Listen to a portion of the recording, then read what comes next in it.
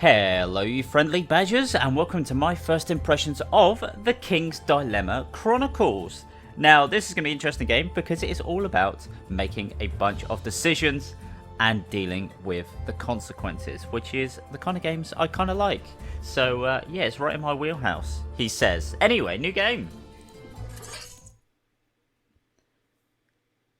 This game contains disturbing images and scenes of implied violence. There are references to slavery, abuse, racism, physical violence, domestic abuse, suicide, substance abuse, sexual violence, and all that other horrific stuff. Also human sacrifices and blood. But you know, continue.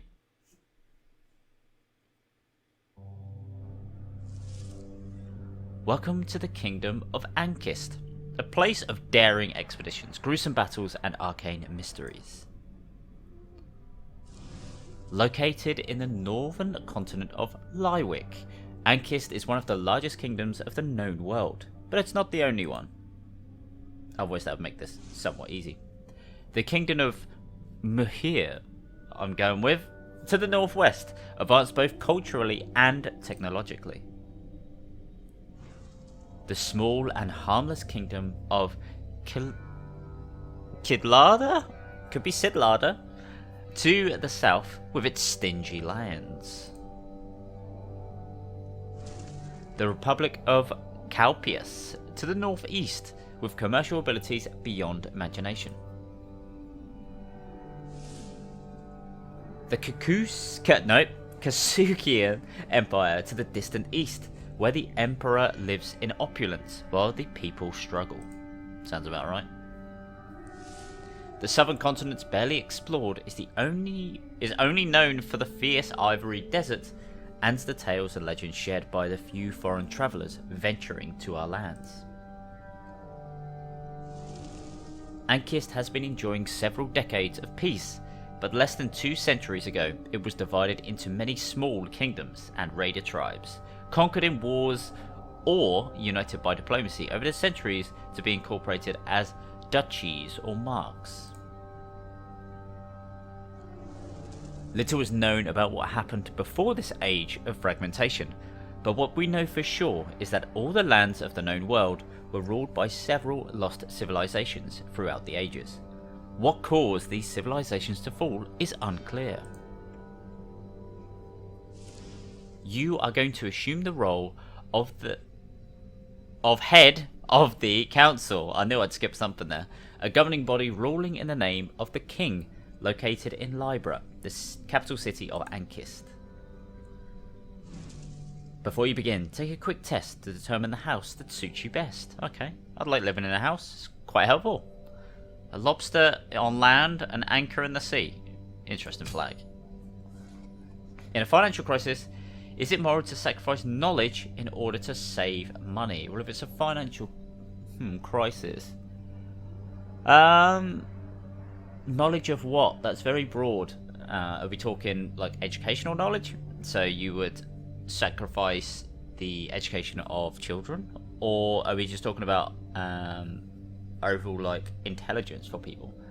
If that's the case, I would still say no, because that knowledge, that intelligence could actually benefit you. So depending on what you sacrifice could have a negative effect on finances. So no. Nay. Nay! I had to hold it. Is it okay to restrict certain religious practices that clash with the established cult? Is it fair? No, everyone's allowed their opinion, so nay. If a neighbouring country gets invaded, do we step in to support them?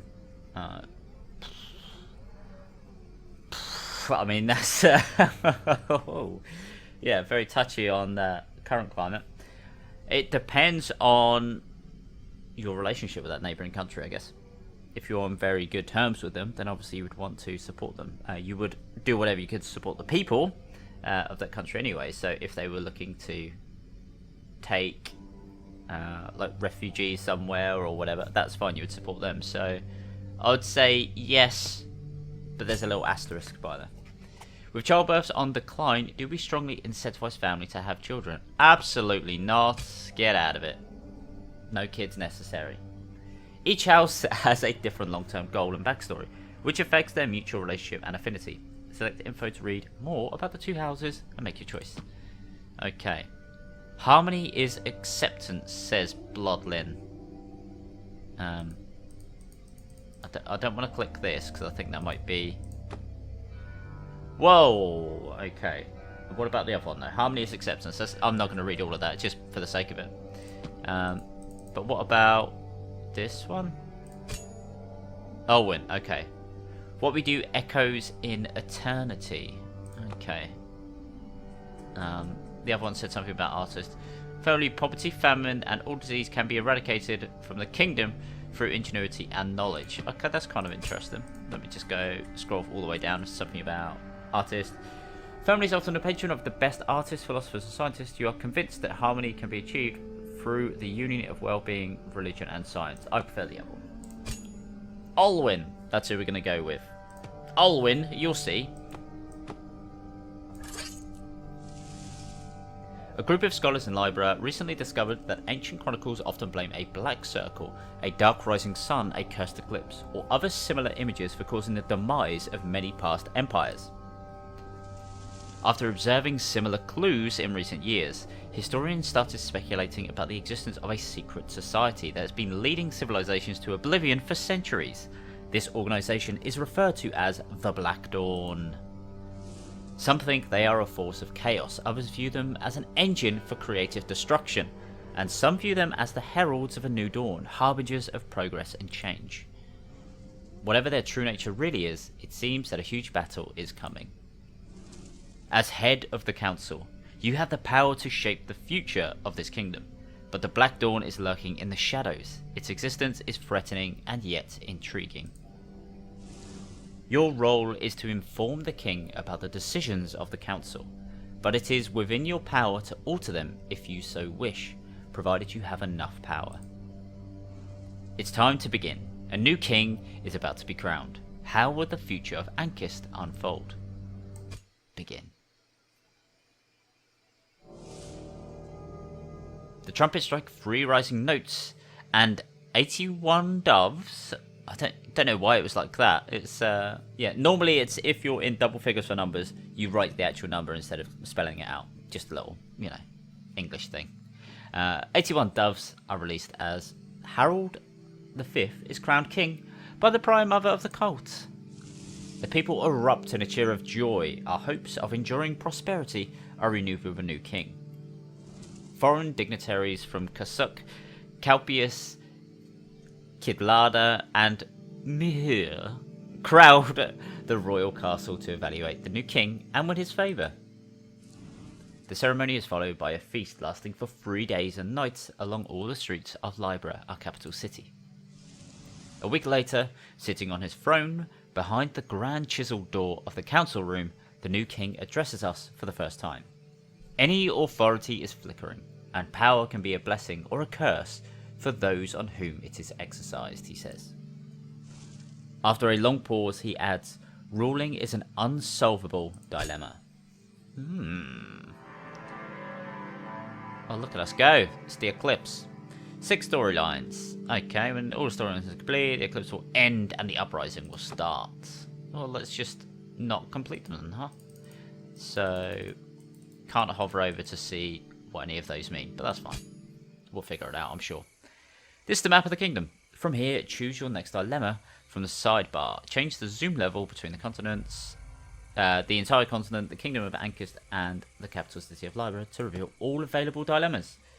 5 resources: influence, wealth, morale, welfare, and knowledge. Every dilemma will remove 1 or more of these resources, changing the stability of the current reign. Right, we want to be a nice guy. We're not a king, but, we can try. We can try and be. Right, how does one... God, that took a while. Oh, because you have to do it from the sidebar. I wanted to, move the map manually, but it doesn't look like you can. World. What about the whole world? Changes are wealth and morale. That is influence and wealth. And then that is wealth and dilemma. Dilemma, was it? Welfare, thank you. What? Where did I get the D from? I know it's called King's Dilemma, but hold on a second. Right, we're going to go for... Why not? Should tell us more, right? King's Dilemma. The High Commander has received a message from our soldiers stationed at the troublesome northern border of the Mark of Talk. Skyrim smugglers are offering to provide us large quantities of red iron, a strange metal that can break even the strongest steel. Nice. The army wants the majority of it, but there is a lot of money to be made by trading it. Do we reserve the red iron as strong metal for the army? Solve a dilemma. Use your power to make the final decision after the council has gone through the voting phase. Proving the majority is free, but subverting it will cost you defense, I guess, equal to the difference in votes between the two sides. Oh, if your power reaches 0, the current ring will end. Oh, okay, that's just power. Solving a dilemma moves the resources on the track as predicted by the red and blue gauges. The amount by which a resource moves will be revealed after the vote. Makes sense. So, it's tough. We know an uprising is going to happen. Okay, that is it. So we have the magical power of foresight. So trading away this red iron, which will break steel, is probably a very bad idea, because then you would strengthen whatever army is going to invade you. As simple as that. So we're going to reserve it for our army. There we go. Strong economy requires a strong army to protect it. The High Commander contacts the smugglers to establish the operation. Steady flow of red iron from the mostly unexplored lands of the Folafal Mountains is supplied directly to the smiths of the army, with only a little remaining for our merchants. Absolutely fine. To thank the king for the prosperous business, the smugglers gift him a masterful red iron sword named Scarlet Tide. The army soon elects the blade as its symbol and as a sign of its future power. A significant portion of the imported red iron starts flowing towards the royal armory, and military smiths begin experimenting with new ways of working with the sturdy metal. Because of its exceptional sturdiness, red iron is difficult to mould into weapons and armour, but a few blades are forged for the most elite regiments. Okay. Oh, we are absolutely cracking that one through, the little fishbone type thing. Okay, nice. So our influence has gone up. Stability marker, follow it. If the stability marker ever reaches either end of its track, the rain will end. Alright. Keep all resources in the highlighted area on the track to score more points when the rain ends. Okay. Makes sense. Oh, we got a lot now. Oh, there's the Scarlet Tide.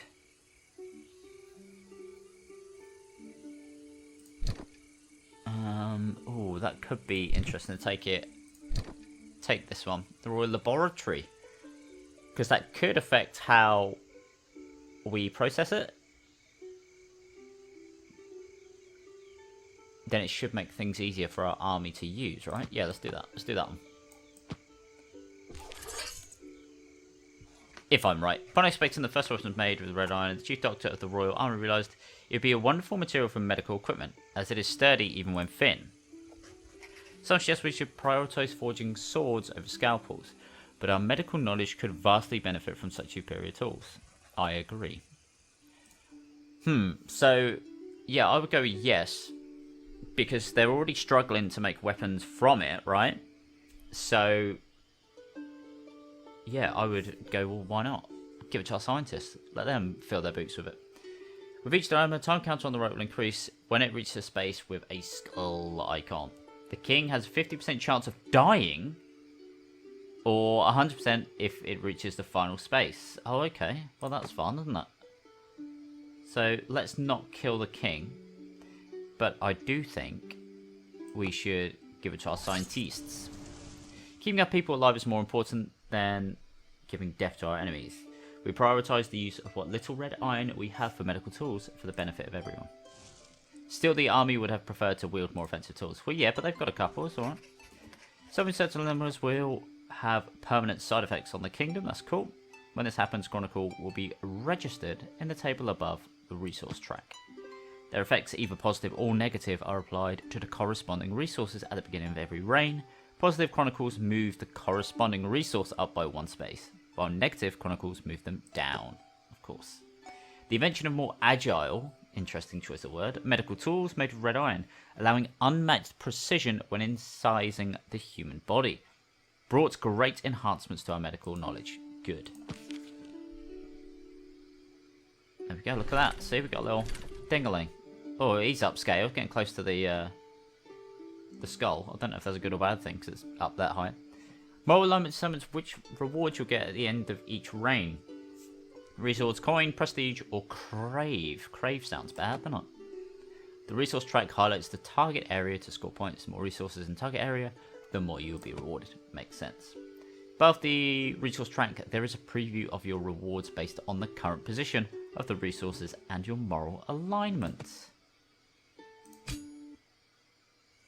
Okay. More Scarlet Tide business. We do enjoy having more knowledge. If there's a way, is there a way to get my knowledge and influence up? Don't think there is there? In fact, no, not for anything. Oh, wait, yeah, there we go.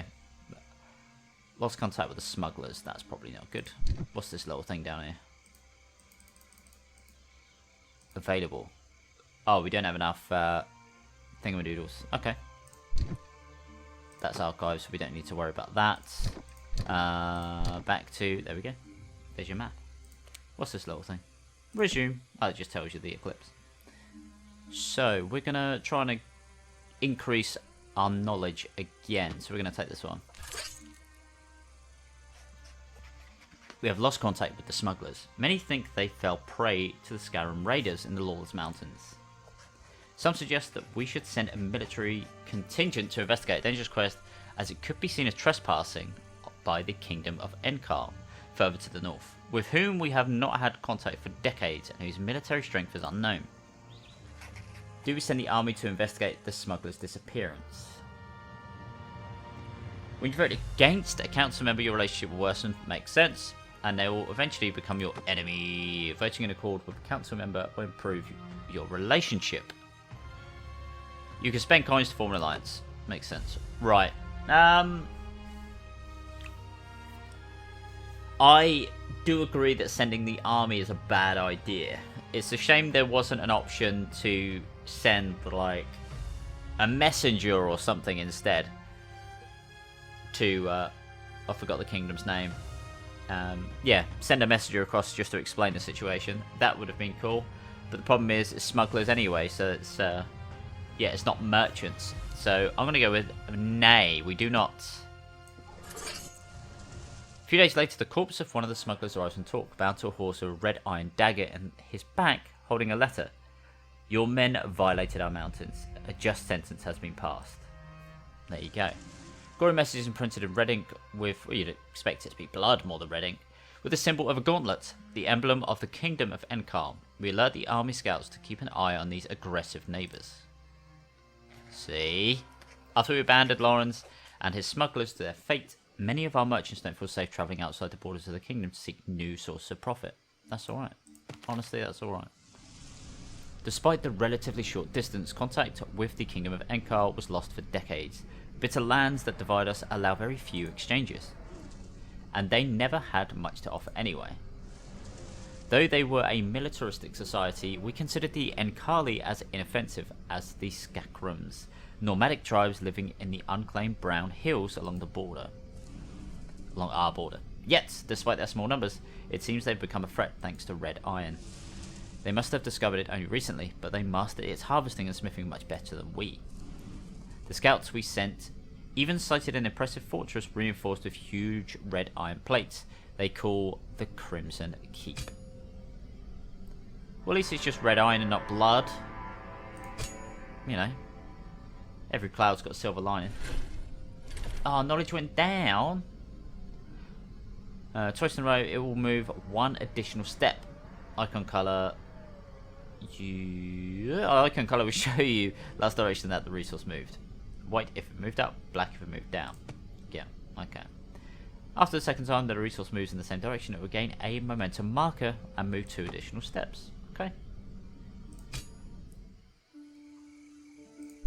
Right. We got a few. That's a bad thing. We'll stick with us for now. Let's do something safer, in quotation marks. The Royal Marshal reports to us that 3 windmills were set on fire last night along the road between Library and Golden Harbour. The affected millers are asking for help rebuilding their windmills. Well, yeah. Absolutely. Absolutely. It's alright, I'll spend coins. Not a problem. With the monetary help from the Crown, a small squad of carpenters is hired to rebuild the burned out windmills with the most advanced techniques available. After the work, we were informed that they noticed the smell of an unknown alchemical substance at all 3 locations. Okay. I would have thought our knowledge would have gone up, to be honest. As we gain knowledge. That's alright. Good welfare. Thumbs up. More Scarlet Tide business. City of Tents.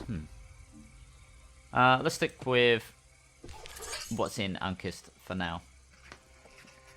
Sorello, a Conian merchant from Duin, has taken an interest in the Scarlet Tide. The King's Red Sword is offering a kingly sum to purchase a replica. The army, however, has grown attached to its new symbol. They would not like to see its symbolic value tainted and diluted. Well, absolutely, yeah. No, you can't have one. No, not at all. Absolutely not. Get out of it. Go on your bike. We politely decline. Our soldiers rejoice over our decision not to turn their symbol into a commercial product. Let that be a lesson to all of you. Protect your brand. Codnians are known for being rich and refined, but weak and decadent too.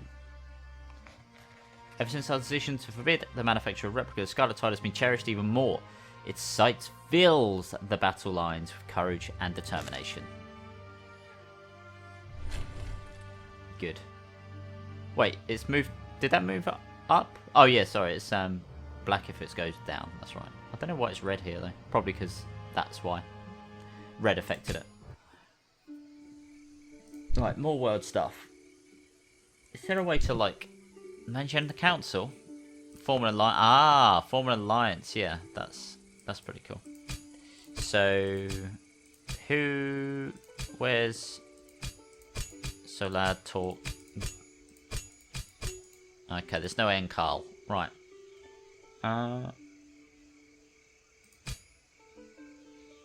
Who is our nemesis? These guys? Outrageous. They want harmony, yet that's our nemesis. Okay. Onwards to the world! We'll stick with King's Dilemma. City of Tents. Look at his little face. Murano, a rich merchant from a remote desert city called the City of Tents, wants to negotiate a lucrative trade agreement. Among his samples of goods is a slave concubine in chains. Oh no, no slaves, thank you. He claims the woman comes from a desert temple that allegedly hides the golden map, a fabled item we've been seeking for decades. Many of our people are against slavery. Do we force Murano, a rich merchant, to free the slave? Absolutely. We can't tolerate slavery. We force the merchant to free his concubine and send him away. This compromises our trade agreement, but our people rejoice that we stood up for the poor woman. Many are also excited at the prospect that she may reveal the Well, that's now tainted it, because now it looks like, because we helped her, she'll tell us about the golden map. Not a fan of that. Our choice to free the merchant slave compromised our relationship with the southern desert lands before it even started. Fine by me. Sarah, the woman we freed from slavery, comes from a remote temple of the mother in the south of Marudi, which we call the Ivory Desert. She says the golden map is guarded by this temple. Sarah was kidnapped and enslaved by her former master while visiting the City of Tents. Her story becomes quite popular in the kingdom and spurs a burst of interest in the unexplored southern continent that she calls Conferta. Sarah claims that it is the land where the ancient Sabian League once prospered and fell. Our scholars immediately start preparing a caravan to retrieve the golden map and take Sarah back home. But traversing the Ivory Desert, famous for tempests of burning white sand, will not be easy. Well, yeah, if it's white sand which is actually burning, that's pretty tricky. Oh no. Our wealth's not so good, but on the plus side, our welfare And our morale is, like, amazing. Okay. A distant reward. Another distant reward. Come on then, we'll do this one. The Ivory Desert one. Laszlo, a botanist, requests funds to study the poisonous red cacti covering a small area of the Ivory Desert. Some believe them to be the tears left behind by Ursula, the Saint Daughter of Strength, when she took the burden of human brutality upon herself to free us from it. Do we fund Laszlo's research into the red cacti? We've got like no wealth whatsoever. What a stupid thing to do. Of course we're going to fund the research. More knowledge is always a good thing. We authorize Laszlo to take some samples of the red cacti, and we provide the means for him to do so. Laszlo discovered that the cacti are very sturdy and need little water. They can grow almost anywhere, and if boiled, prove to be healthy and nutritious. Beautiful. Okay, we got that. I don't know what that means, but we got it. Got no wealth, knowledge, welfare, and our morale are great, but we have no wealth. Right, what was all this? Is that to do with death? I think it might be to do with death. Or it's a new quest? Oh, right, I think it is. Yeah, it's just a new quest that pops up. Cool. So we could have either died or got a new quest. I'm glad we got a new quest. Let's check it out. The caravan of scholars seeking to retrieve the golden map is constantly threatened by desert raiders and is struggling to move forwards.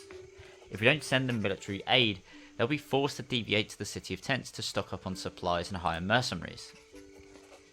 Gotta send reinforcements. Yeah.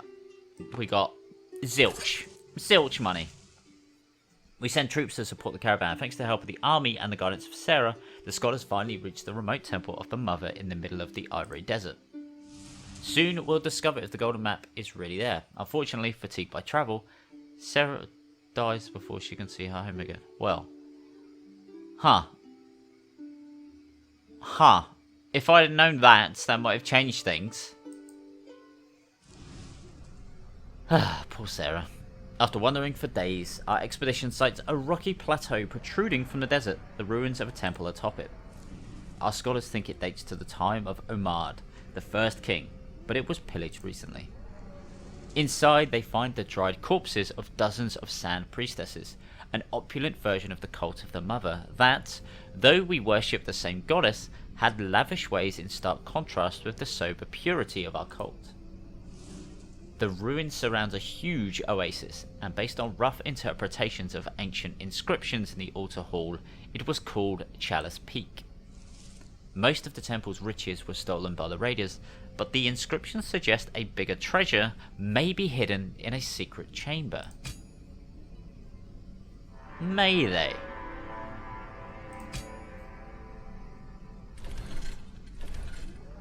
Okay, the skulls by the scales. That's probably not good.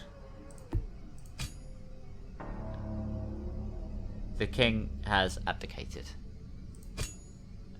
At the end of each reign, you will gain rewards as described by your moral alignment. If you manage to put all the resources in the target area, you'll get even more rewards. Okay. We're a rebel? Why are we a rebel?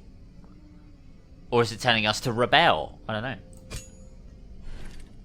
Born to shine. On the plus side,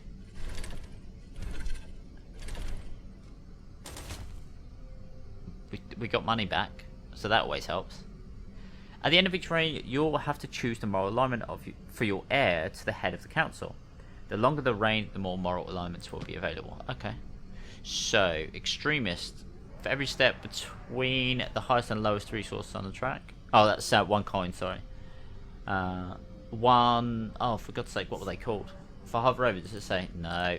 That is... something, and that is something. What was this? I can't remember. I just didn't. I remember I didn't like it because it sounded bad.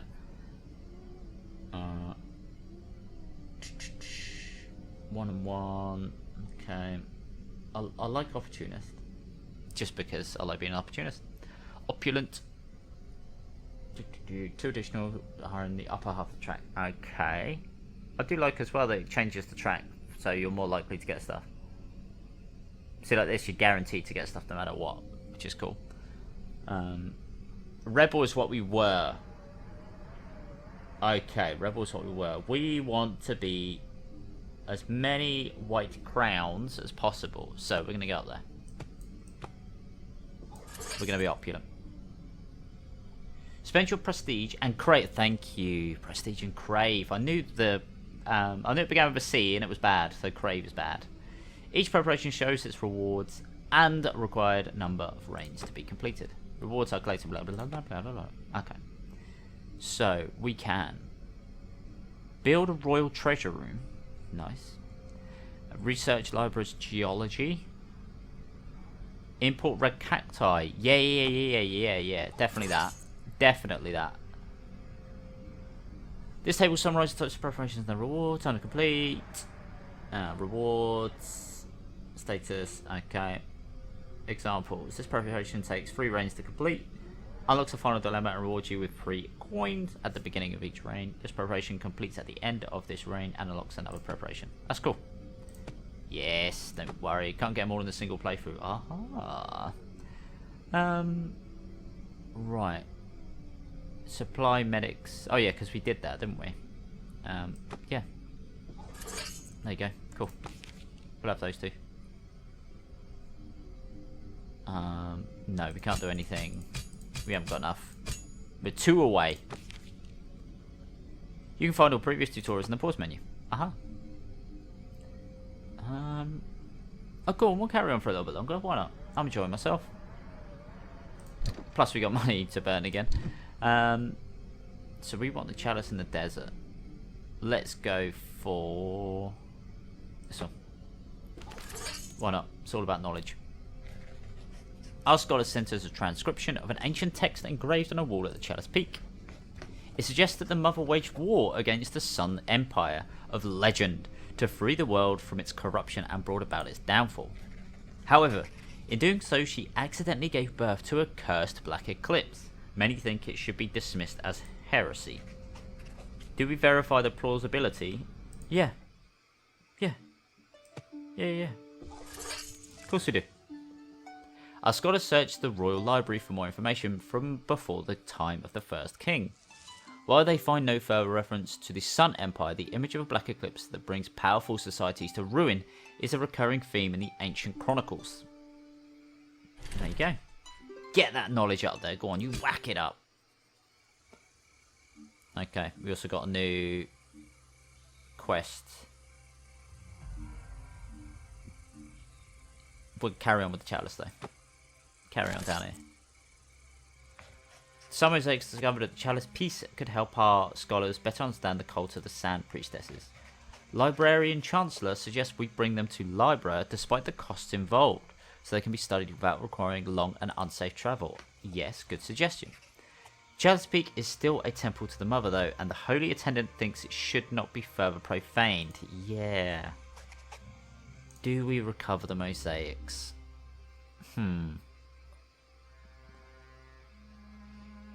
You don't want to upset them though, do you? Let's be honest. Oh, my knowledge goes down.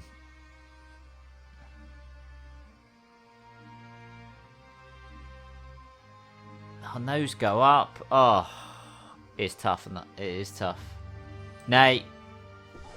Nay, be nice. Librarian Chancellor's proposal is rejected. Art pieces from the past should be left where they belong, especially if they're tied to the cult of the Mother, albeit one slightly different from ours. The Holy Attendant thinks Lyria, the saint daughter of creative arts, guided our decision with her wisdom. I agree, Wisdomous Priestess. Come on, we're seeing this through. We're blazing through it. Huge collection of golden items has been found inside a secret chamber hidden within the ruins of Chalice Peak. Ancient scrolls, golden statues of the Mother, jewels, and the golden map. Some fear taking these relics away could unleash a curse upon us, but leaving them could lure many desperate fortune seekers into the desert. Do we collect only the golden map and leave the treasure behind? I think so. Yeah, I think so. Just the golden map. Despite the huge protests of the royal treasurer, we sent orders to only take the scrolls and the golden map. Now that it's finally in our possession, if the legends we are about it are true, much greater riches await us at the end of this journey. Some wonder if others will be as cautious or foolish as we were. The Golden Trap. Throngs of miserables and wastrels without prospects throw themselves into desperate desert expeditions, chasing the mirage of abandoned riches. Few come back alive. The silly gooses. Chiseled into a strange golden leaf, the map has a grandiose look. As gold easily stands the test of time, its age is unfathomable. However, old legends speak of a golden map leading to an endless fountain of liquid gold. The numerous old scrolls we obtained together with the map are full of references to a Sun Empire, known only from ancient legends dating back to the ages before Omad, the first king. We wonder whether this is the map of the old legends, and how truthful those legends are. It may all be a metaphor for the power and riches of the lost empire. An expedition has to be launched, but the map is not so easily interpreted. Go on, you get that clips going. Beautiful welfare. We just need to get our influence and wealth up. That's it. That's all we need to do. Oh, look at all the stuff. 3 trunks and a castle library. Go on then. Let's go to the library. Let's check it out. Let's get some knowledge going. Our cartographers can't agree on how to interpret the golden map. There are 2 possible paths. Which route should we take? Okay, it would be nice if you... there we go. Answers the question, doesn't it? Right. Let's have a little... So we got that. Oh, I wish it was like better quality and you could like zoom in and stuff. That would be really cool. Because it's kind of hard to interpret. We got little mountains, the big mountains. Text here, text here, text here. 2 little bits there. Then we got the square down here, which is like insert title. There's a scorpion. Not a fan of scorpions because, you know, they got that tail which poisons you, and I do not have a poisonous tail. I kind of like going for A, because this to me is like, oh, it's not here, we've been here, not there, not there, not there. This is all potential, go in between these 2, and then you may have it. So I'm thinking A. It's probably wrong. Expedition will proceed on the chosen path.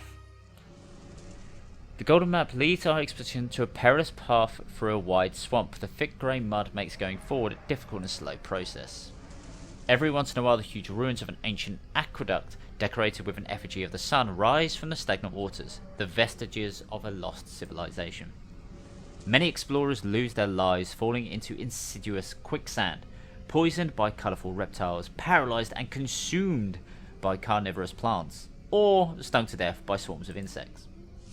Some even break down and try to run away, only to be mercilessly executed by the leader of the expedition. Excuse me, I didn't order that.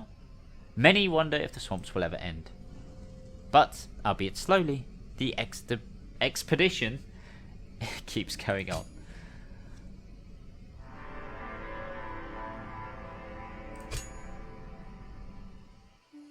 We got 2 now. Muddling through. Look at that. Go on then. Let's get in that village. And this will be the last one. Last decision I make in this video. Brachus, a deserter from the expedition that managed to escape and miraculously return to Ankist alive, is found by the guards at his home in the village of Pike Macon. Some say he should be made an example of, but his family asks for mercy. Do it? No! No! We ultimately decide to pardon Brachus. The tales of the swamp's horrors he shared would have made a coward out of most. We have the gratitude of his family, yet this could set a precedent. Precedent. I said president, didn't I? Excuse me. That was a quick one. That doesn't count. Go on. We'll do this one. A golden map.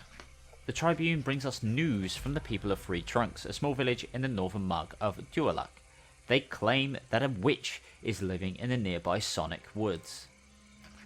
She is rumoured to be capable of weaving the laws of nature according to her will, but many fear her ways.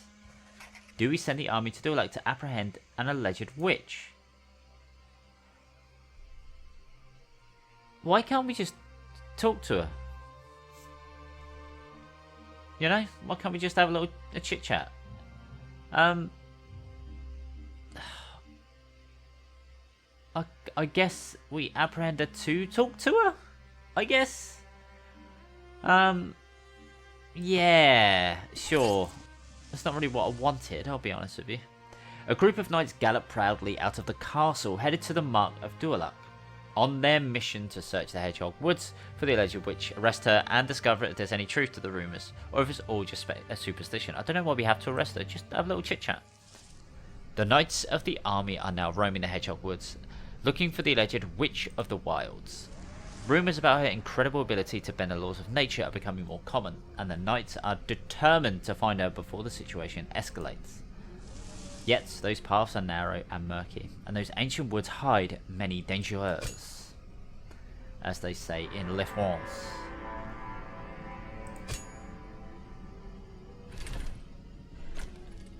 Oh, so close. Look at our wealth, so close.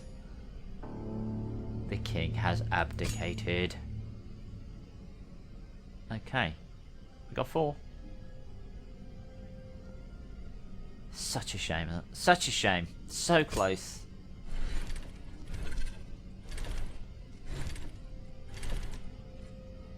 Nice knowledge. Oh, what? We can only moderate or opportunist. Okay, yeah, I think we'll go for that one then. We'll go for that one. We'll go for moderate. What can we make? Nothing? Nothing. We will take the geology though. There you go. Nice. Everyone hates me. All because of hedgehogs. Yeah, I'm going to end it here for now. Is there a way to save? I want to save, so I'm come back to it. I'm guessing it auto saves. I've seen the little save icon pop up every now and then. Yeah, it's not too bad. I would like there to be more visuals though when it comes to the, especially the decision making stage, like actually seeing people, like seeing, I know it's bad as it seems to say, but like seeing the slave and then having the option like, oh, seeing a little face like, oh, hold on a minute, I'm free. Yeah, just like that would be cool. I know it's a text adventure, but it would still be nice to have like pictures, preferably hand drawn to match obviously the style which they're going for. Yeah, that would be much better visual feast. That's like the main thing that's missing out on it. The music's, it's alright, it's just there, isn't it? It's not going to blow you away, but it serves its purpose. Also, yeah, decision making, I wish it was more than just yes or no. Again, I wish there was like some third options. It's a shame that there hasn't been, like, at all, and it doesn't look like there will be. But yeah, little other things as well, like keeping violence to a minimum, like, I don't know, that expedition. I know it seems like nothing to you, probably, but yeah, having the expedition and like the leader killing all deserters, it would be like, well, no, surely you would, as the person in charge would say, right, if they do want to run free, just let them run free. That is it. And again, like the witch, why can't we send someone to talk to the witch as opposed to arresting her or whatever, or forcing her against her will to come hither, as it were. But yeah, it's just little things that, again, I would like add differently. The main thing would be like third options for a lot of the situations. Like again, why not send a messenger to, was it Enkal? When we were either, the choice was we basically invade them but don't invade them, or we just don't invade them. Yeah, because you knew it was going to end in violence one way or another, so I figured no, let's not, and then it was ended in violence anyway because they decided to kill someone and send it back to us on a horse, all covered in red ink. But yeah, it's overall it's not bad. Honestly, it's one of those things that I do. I really like decision making games, and this seems to be all right. It's a decent enough one. It's nothing crazy or outrageous. I'd be like, oh yeah, you got to play it. But it's one of those that, if like me, you do like the genre, I would suggest you checking it out, and then yeah, maybe doing different decisions to what I've done, because you probably would. I'm sure everyone would. Anyways, thanks for watching everybody, and I will see you in the next video. Bye for now.